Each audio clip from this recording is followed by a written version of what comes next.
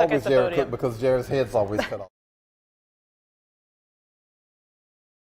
Mike Thomas back, but Deontay played a huge role for you guys today. How big was Deontay today? It seemed like he made a lot of catches on third downs and just making guys miss, that sort of thing. He was huge, and in both phases of the game, he was huge for us. I think he was 7 for 7. Just came out and balled in places where we needed him. Drew was able to find him early and just kept hitting them throughout the game, and that's huge for us. Next one's from Ed Daniels. Hey, Jared, slow start. Any thoughts on why it maybe took you guys a little while to get going? Were you concerned at any point? That's just how the game goes. When you're in it, of course, it's not how you want to start. Of course, it's not how you want to be in the game operating. But, that's not something the concern is not something that we really worry about when we out there playing. It's just about making the next play on to the next play and continue to push them forward. Next one's from Nick Underhill.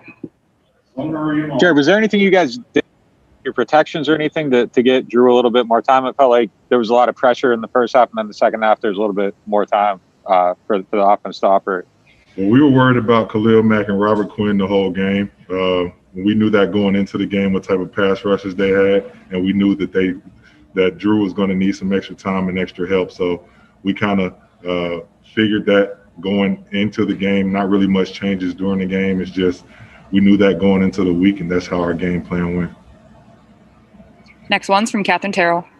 Hey, Jared, I'm just wondering if you've ever played with anyone that can get under opposing players' skin like CJ seems to be able to. Yeah, I keep asking him what he keep doing, but he's clearly a huge DB for us, somebody who's came in since last year at the nickel spot and just locked up a lot of guys. So he's playing really well for us.